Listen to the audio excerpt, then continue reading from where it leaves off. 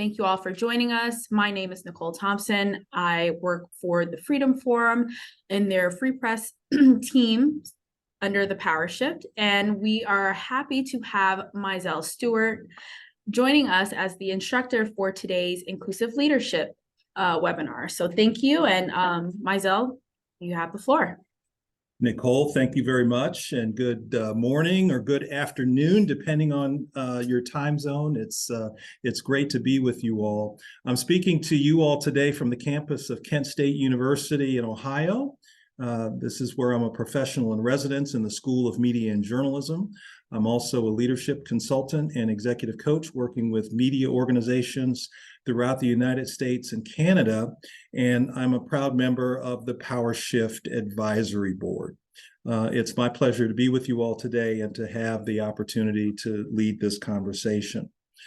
Just a little bit of background on the Power Shift project. The content that we're going to be sharing today was created by my friend and frequent teaching partner, Jill Geisler. Jill is the Bill Plant Chair in Leadership and Media Integrity at Loyola University, Chicago. Jill worked with Kathy Trost, who is the Chief Engagement Officer and Senior Vice President of the Freedom Forum. And both Jill and Kathy are former journalists who bring true passion and very strong values to this work. Before we get started, just for those of you who just joined, I'd like to invite you to participate in the conversation through an application called Slido. You'll have a few opportunities to interact with the content during today's session, and we'll use Slido to capture your responses. You can either open a window on your desktop web browser and go to slido.com, or use the QR code on your mobile phone. Just enter the number shown on the screen, and you'll go directly to the interactive elements of today's session. And if you miss it, with each question, we'll have another repost the QR code and the numbers so that you won't miss anything.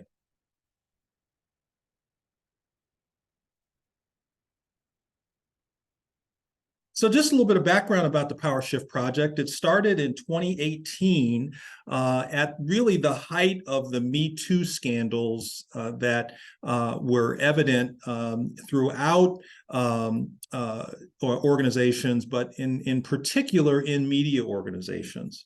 And the project is committed to the principle that harassment and discrimination are inseparable and intersectional. And the aim of the project is to create media workplaces that are free of harassment, discrimination, and incivility. What I love about it is that the ultimate goal of the project in accomplishing those aims is to provide opportunity, particularly to those who have historically been denied it. So today we're going to talk about inclusive leadership, and we'll really want to kick off with a definition of, what an inclusive leader is. And inclusive leaders advance the success and the sense of belonging among everyone on the staff. But again, based on the aims of the Power Shift project, inclusive leaders focus on those who have traditionally been excluded or underrepresented in their organization. And so obviously you're decided to become a part of today's session to learn more about what it means to be an inclusive leader and come away with some tools for doing so. But you might be asking yourself, well, who can be an inclusive leader? And the short answer is anyone who has power or influence in an organization. And the people who are prime candidates for learning what it means to be an inclusive leader are those who rarely, if ever, have been made to feel as though they don't belong. In other words, we're talking about the people in an organization who are the most enfranchised and the most powerful. And that's because the goal is to be deliberate and intentional about inviting the membership and participation of everyone in decision-making in the newsroom, no matter their identity, their background, or their personal characteristics.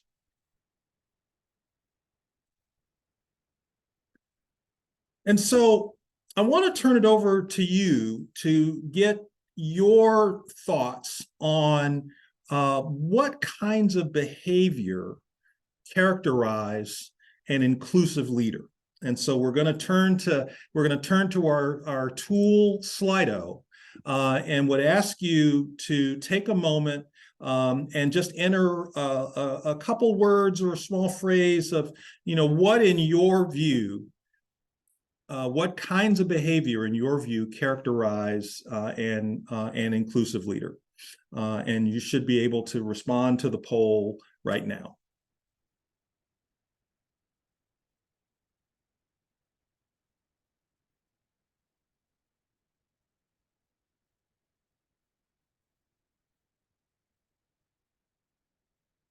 Very good. I love the concept of active listening. It means, active listening is really the act of demonstrating that people are heard in a conversation. Asking questions, I think, is also an excellent response. One of my favorite books is called "Change Your Questions, Change Your Life," and one of the aspects of that book, kind of the central theme, if you will, is really about asking questions and being in a posture of learning rather than judging. And asking questions is an unbelievably inclusive behavior, because what you're focused on is gathering information and learning from the other person. So thank you all for those responses. The focus of inclusive leadership really starts with you. It really starts with the individual and how you interact with the people around you. And you want to be thinking about inclusive leadership almost as a series of circles that radiate from the center. And if you are at the center, the people you interact with the most, your team, and to the extent that you're able to model inclusive behavior, and you share that with your team, over time, you're able to actually make an impact on the rest of your organization. But at its root, it starts with you. And so now I'd like to go into some behaviors in terms of the things that inclusive leaders do. We'll run through the list, and then we'll expand on them as we go.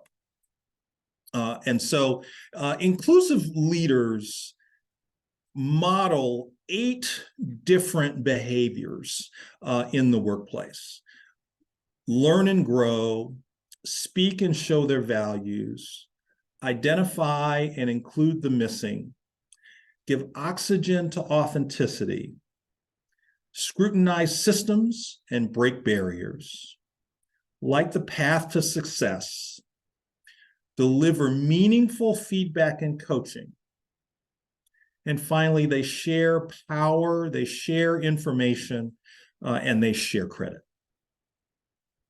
So let's start with learn and grow. The first responsibility of an inclusive leader, and going back to the word cloud exercise that we did a moment ago, it's why asking questions and actively listening are behaviors that demonstrate a willingness to learn and to grow. And so we're going to kick this section off with a couple of different questions. They're not ones for you to answer just yet, but just to take a moment and reflect on as we go through today's session. The first question is, how deep is your understanding of inequity in journalism, both past and present? And if you're being honest with yourself, what more do you need to know? One of the things we found, if we go back a couple of years, and right after the tragic murder of George Floyd and the racial reckoning that came from that, a lot of folks reached out to say, I didn't know that people really felt that way. Can you help me? Can you explain to me? And often reaching out, reaching, people of color, people who are marginalized, getting a lot of questions. And I remember a friend who I, had some contact with, but really never a deep conversation since we were college students 30 some years ago. But he wanted some help understanding the depth of feeling and what was going on. And what I said to him at that time was, I would love to have a conversation with you, but what I need you to do first is to actually take some steps to educate yourself. And I just sent him some links to some articles and referred him to a couple of books. And the reason I did that is because when we take responsibility for educating ourselves on those historical issues of inequity, when we take the responsibility to learn before then beginning to ask others for their input and their reflections, the fact that you take that effort builds a foundation of understanding. And taking that effort, despite the best efforts of some people who wish we would just move on, is really a necessary attribute of inclusive leadership. And so here are just a couple of examples, and we'll share some resources with you in a tip sheet at the conclusion of our time together today. Back in 2022, the Pew Research Center found that fewer than half of the journalists they surveyed said their news organization placed a great deal of focus on issues of diversity and inclusion in their workplace. In other words, in more than half of the newsrooms represented by people who responded to this survey, there was not a real conversation about these issues, even though the audiences that we serve are growing more and more diverse by the day. A couple of other highlights in the research include the fact that folks in my own age group and above, people who are 50 to 65 and above, were less likely to discuss these issues. In addition, white journalists were less likely to take part in formal training sessions or meetings on the topic of diversity and inclusion than racialized journalists across all groups. And every once in a while, people will kind of avoid the issue by making statements like, "I don't see color." And that is most often a well-intentioned statement. Unfortunately, it has the opposite effect when in your interactions with racialized colleagues, because it invalidates the people around you. It may be possible for somebody to not see color, but I can guarantee you that a racialized journalist or racialized individual sees color every single day. So just something to think about as you, again, grow in your education and your understanding. Here's some other resources that are out there where you can get information and background on these issues related to the media industry. Neiman Lab is always a great resource on current thinking and trends. My friend Richard Prince publishes Journalisms, which is a newsletter and weblog that's updated several times weekly with the latest news on diversity in the media. There's a newsletter that you can sign up called Sincerely Leaders of Color, founded by Kim Bowie and Emma Carew-Grovem. Emma is in charge of culture, newsroom culture at the Marshall Project, and Kim has worked for a number of startups and legacy news organizations over the years. In addition, more than 61 million Americans are living with disabilities, and there's a great toolkit called Disability Matters that was created by Hannah Wise to provide tools and techniques to help newsrooms better serve this audience. And those are just a few things. Those are just a start of the resources that are available to you, and the toolkit that we'll provide you as part of this webinar also includes links to much of this content.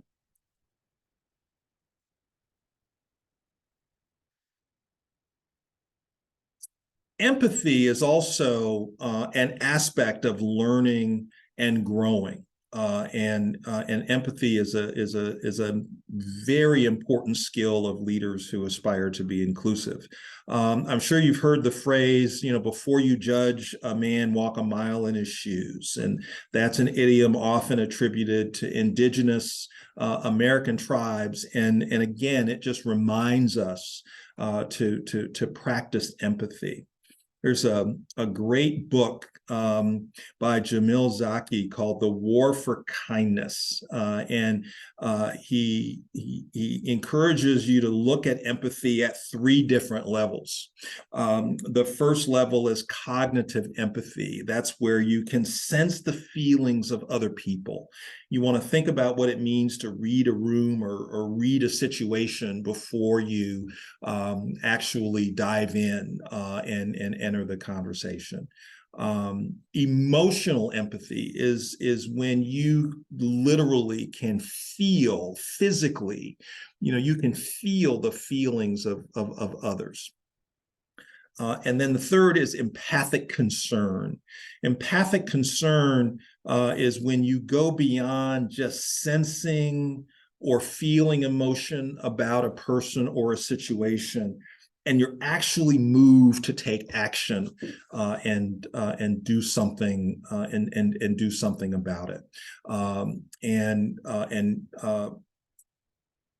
When empathy is present, people who demonstrate empathy are more likely to be of help to their colleagues, less likely to take shortcuts or be unethical. They're seen as natural leaders, and the people who work around them tend to be very satisfied with their work.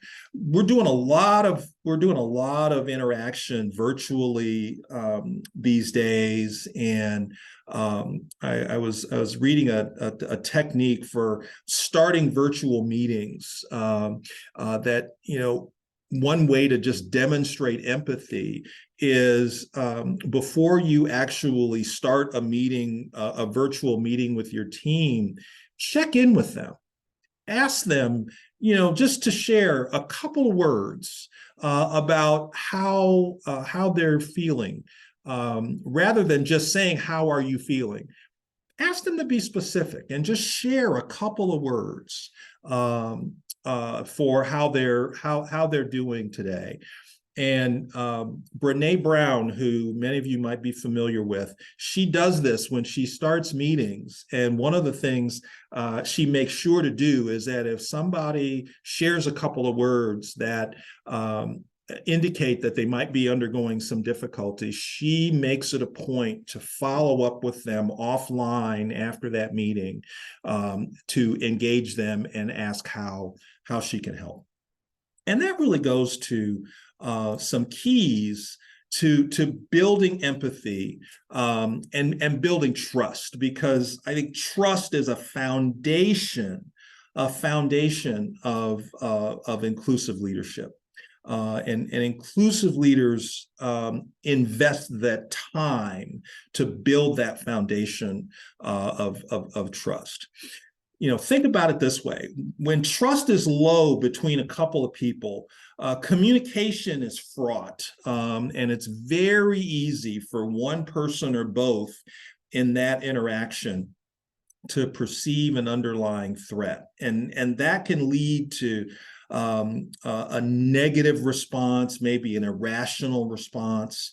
And if you approach interactions with other people with this posture of learning rather than assuming or judging what you're going to hear, you begin to build empathy and create a climate where trust is established.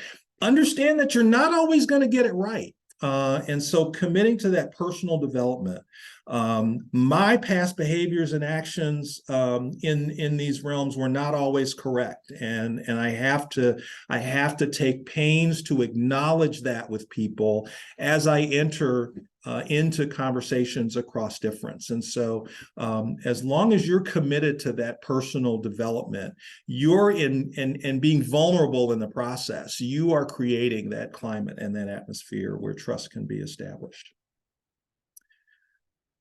One of the things that Jill Geisler talks about quite a bit, and this is a wonderful article she wrote for the National Press Club Journalism Institute a while back, is that the most effective and the most inclusive leaders balance empathy with responsibility and accountability. All of us at one time or another, I'm sure, have been part of teams where people were, not pulling their weight. And then when you kind of peel away the layers and you find out what's going on, maybe they're going through some things. And everyone has that time where they're going through some things.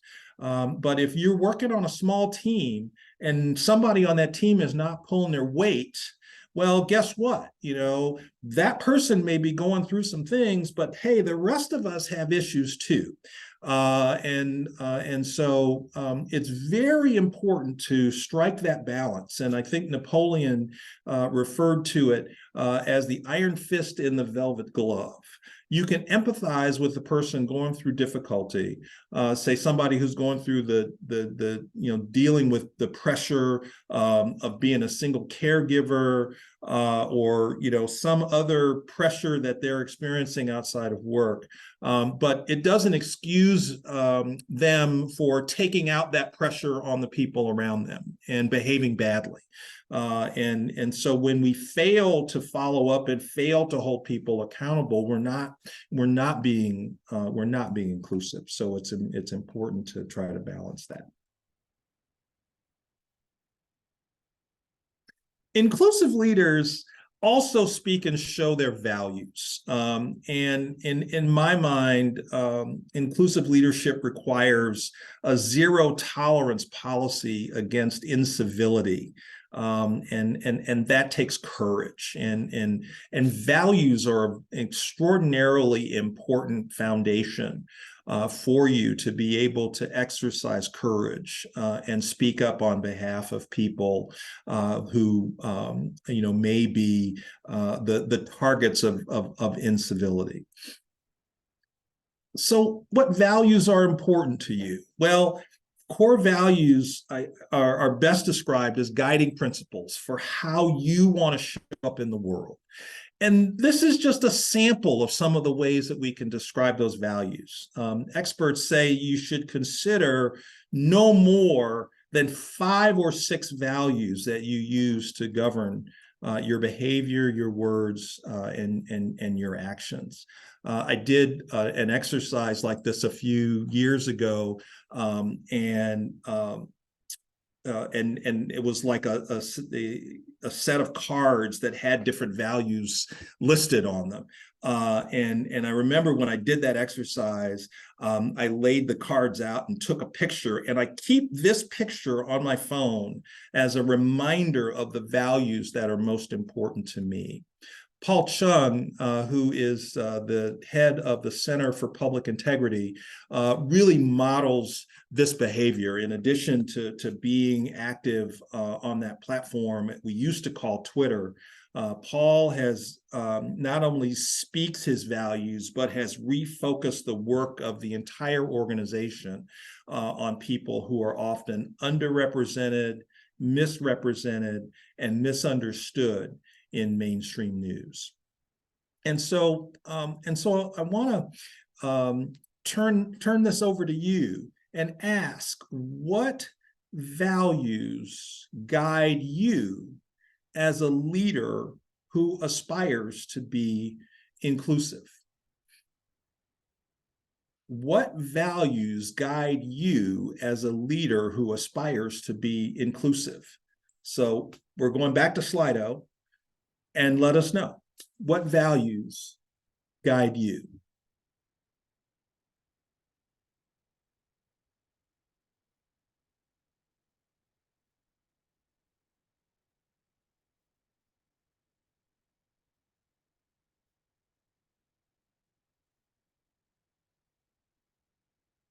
Beautiful. Justice, humility, integrity, accountability. Humility is my favorite. Honesty, integrity, honesty, vision. Absolutely.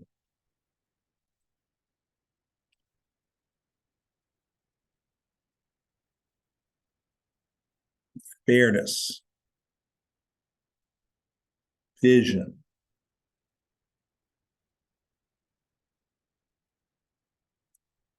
Very good. Very good. Thank you all for sharing. Next, we want to go into identify and include the missing. Identify and include the missing. And what we mean by that is, where you're being very conscious about who is not at the table, who is missing in that meeting where important decisions are made, where you're being very thoughtful about who might be given an opportunity, say, to tackle an assignment.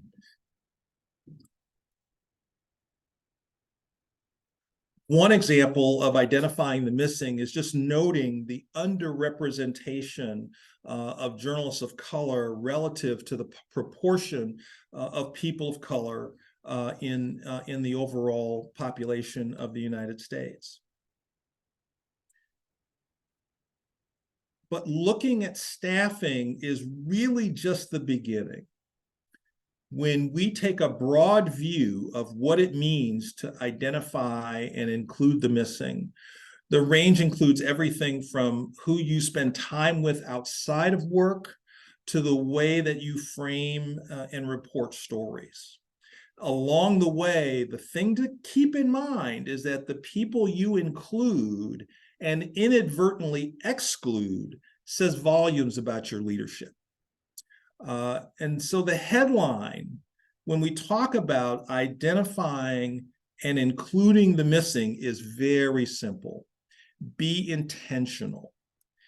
Be intentional about who is selected for high-profile assignments. Be intentional about extending invitations to social events and other gatherings. Be intentional about inviting stakeholders from a variety of different backgrounds and perspectives to help make decisions. And one of the best ways for newsrooms to be intentional when it comes to identifying and including the missing is tracking sources. Several news organizations have created their own databases of diverse sources that are available not only to their own staffs, but are open to everyone. They include NPR as well as Spotlight PA, which is a statewide nonprofit newsroom serving Pennsylvania. There's also She Source, which is a project of the Women's Media Center. The American Press Institute has also created Source Matters, which is an automated tool to help newsrooms track the diversity of sources included in daily coverage. Intentional inclusion, as compared to what I call the performative variety, focuses on results. And source tracking creates a culture of accountability around inclusion and allows teams to track their progress.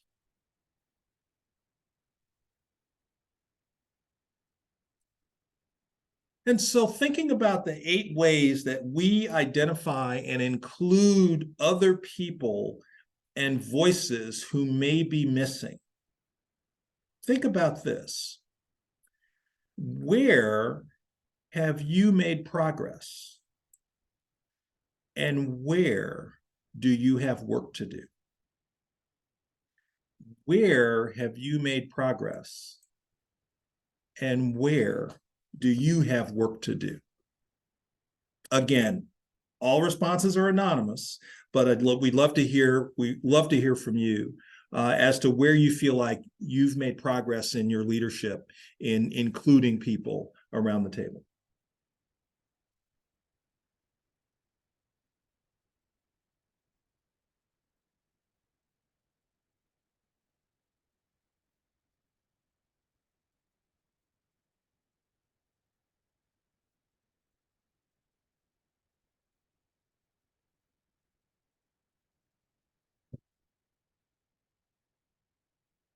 Holding space for others. Communication and communication. And I like the repetition there because what I have found in a variety of leadership roles is you cannot over communicate. In fact, when you want to get a point across, you almost have to communicate to a point that you're sick of hearing it. And right about the time you're sick of hearing it, then you communicate some more. But in addition to that, I love listening to understand instead of listening to hear. Work to do, starting with a stance of curiosity and asking more questions. Yes. Making space for everyone's ideas, encouraging initiative, working on being more assertive without being inauthentic. Thank you for that.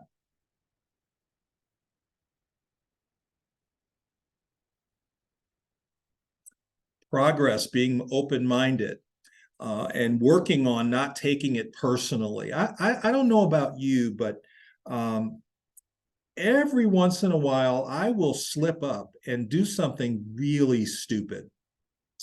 And I will do something, I will say something in the spirit of trying to be inclusive, in the spirit of trying to be trying to build a relationship where I will do or I will say exactly the wrong thing. And I remember a very specific incident where we was in a planning workshop preparing for a session on inclusion. And I happened to use a phrase that would loosely be translated as low person on the totem pole in a group that included several indigenous journalists. And the moment that I realized what I had said and the audience that I had said it in front of, the hot flash of embarrassment that came as a result of that was instantaneous, and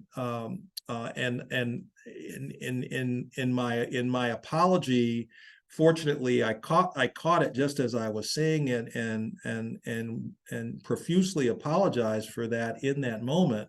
I was grateful that the people around me did not take that personally, but just there are times when you're not going to get it right, and we all have work to do there. We have to be humble. We have to be apologetic, and take it as a learning experience, and keep on moving. So thank you all for sharing.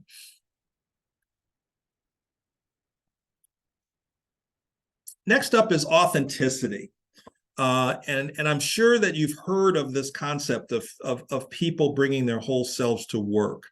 And oftentimes people who are not represented in large numbers in workplaces feel like they have to literally leave themselves, parts of themselves, out of the workplace, because doing so would make them feel excluded.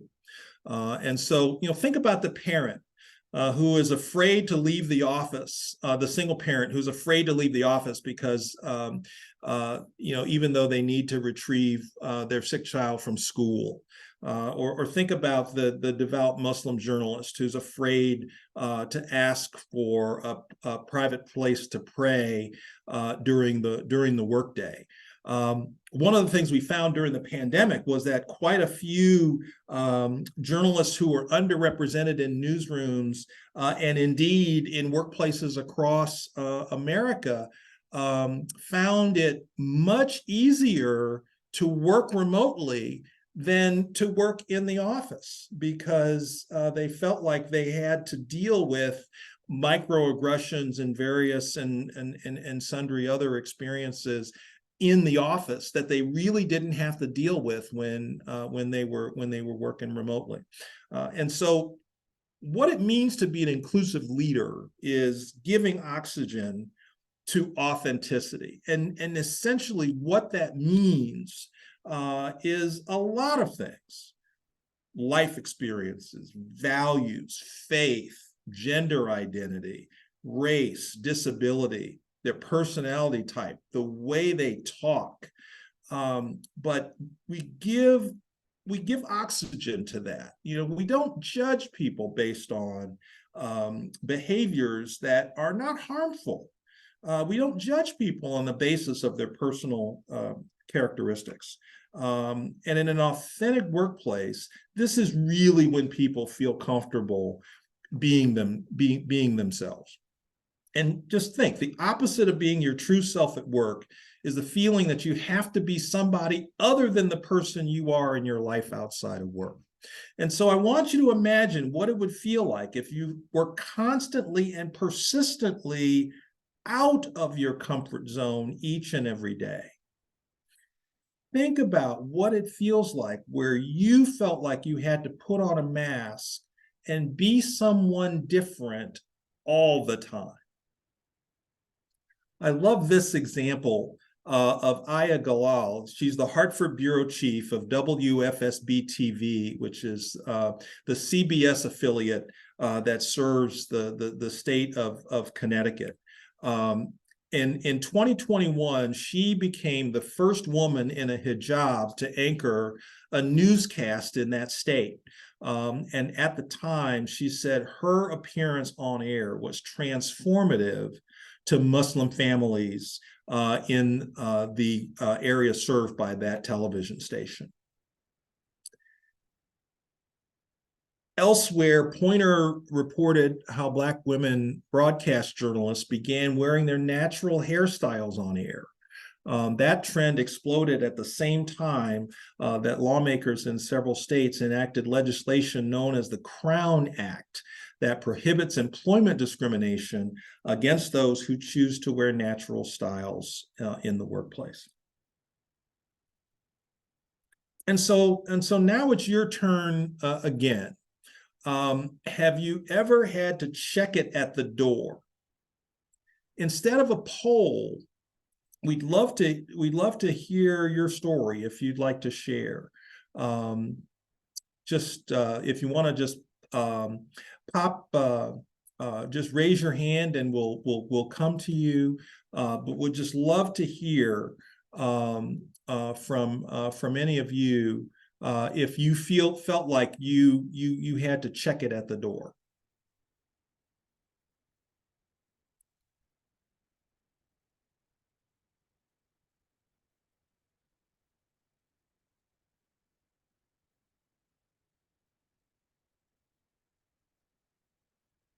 And all you have to do is just use the raise hand in the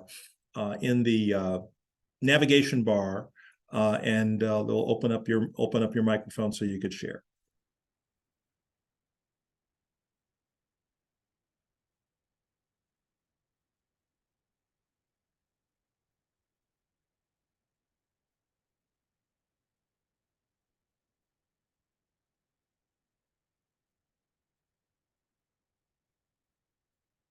All right, well, we'll keep it rolling. So we're about halfway through the list, and we'd now like to turn our attention to systems that inhibit inclusion and belonging. Because inclusive leaders scrutinize systems and break barriers. And according to a study by Gartner, an organization that looks at organizations, technology, leadership, and management in companies across the country, they find that talent management processes, things like succession planning, recruiting, and performance management, are the most vulnerable to bias.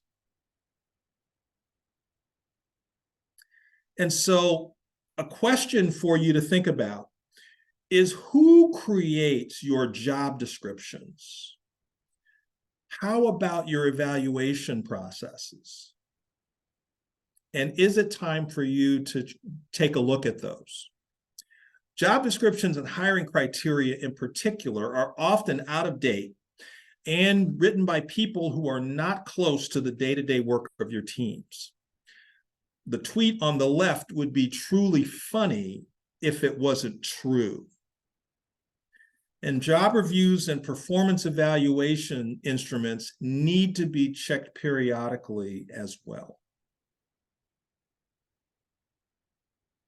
We hear this term a lot, hiring for fit, or in people making a decision about whether or not to hire somebody, saying, we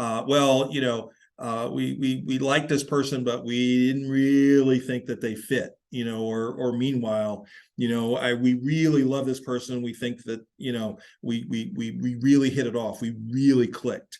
And cultural fit can best be described as an unspoken code that's focused on the candidate's personality, background, and, say, shared experiences that they have with the interviewer.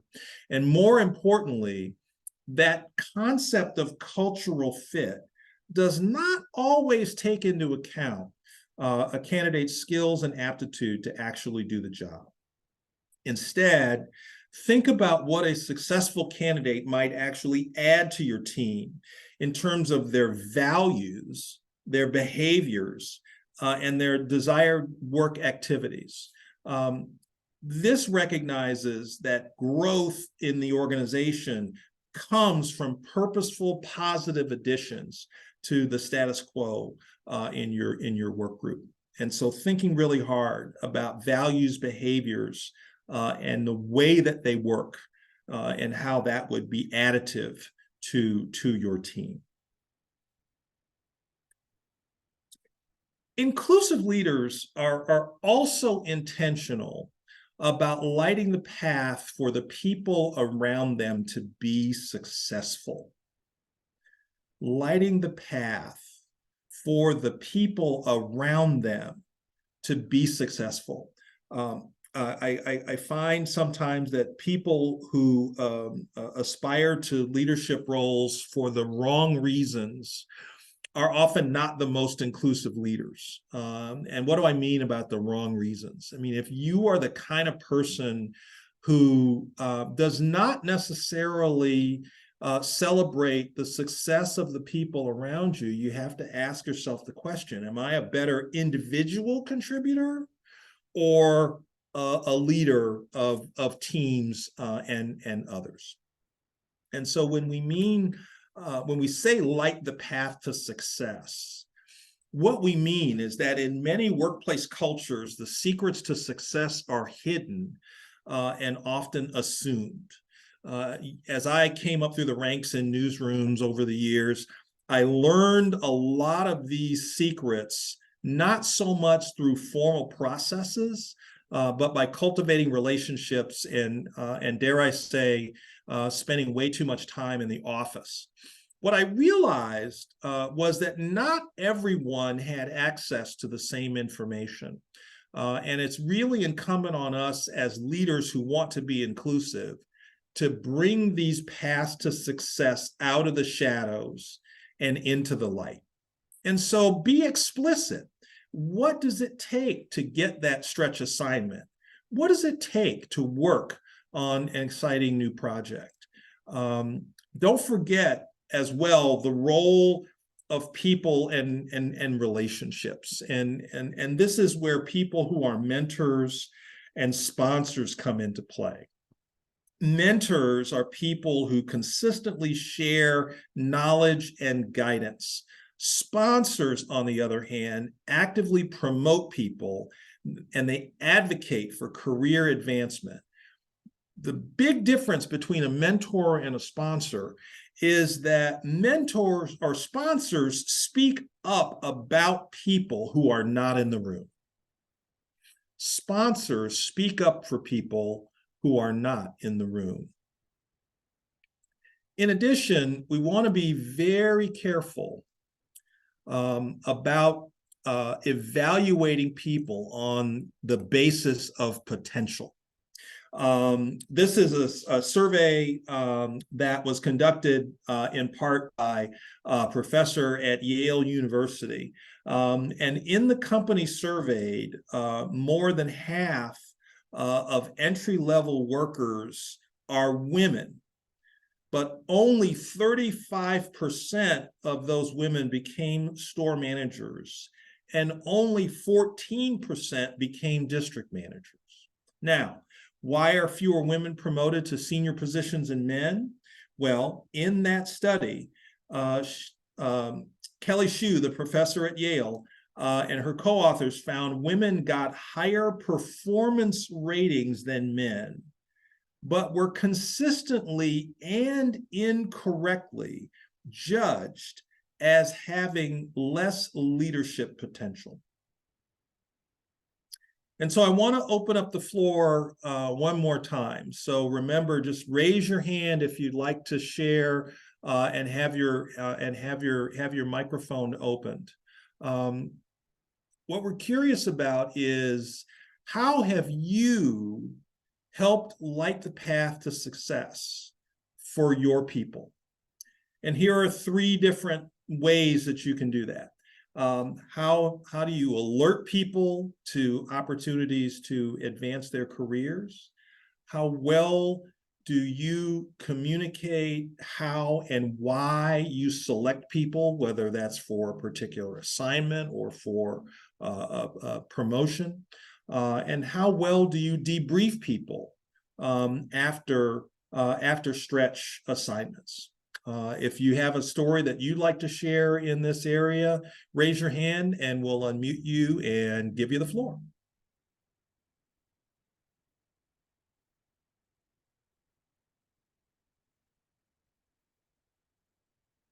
All right, I see one raised hand, Fieta. And please correct me if I pronounced your name incorrectly. No, you pronounced it correctly. Thank you. I do have a story to share. So there was a position that I knew we would need in about a year or two because of bandwidth, and we just needed the additional resource in order to support some of our board operations. And based on the conversations I've had in one-on-ones with my staff member, they're very interested in the work that I do and the work that I did with the board. And so I lightened the load for some of the day-to-day tasks for Riley, and started inviting him to those meetings and invited him to do some of the work because he didn't have this experience or skill set necessarily for managing boards. I also sent provided training for one-on-one coaching around boards, the things that you don't learn in a class. And then for managing large boards, it's sort of like managing projects. And so I chose a project management course that would help him advance in that particular career. How well did I communicate on the how and why I selected Riley was based on the conversations he said where he would like his career to go. I also, for every one of my staff members, they get a the Gallup Strengths Finder. And so there were some natural talents that he had that says that he would shine in this if given the right opportunity and the right tools. And so that's kind of how I select how all my staff and employees move in the direction they want to.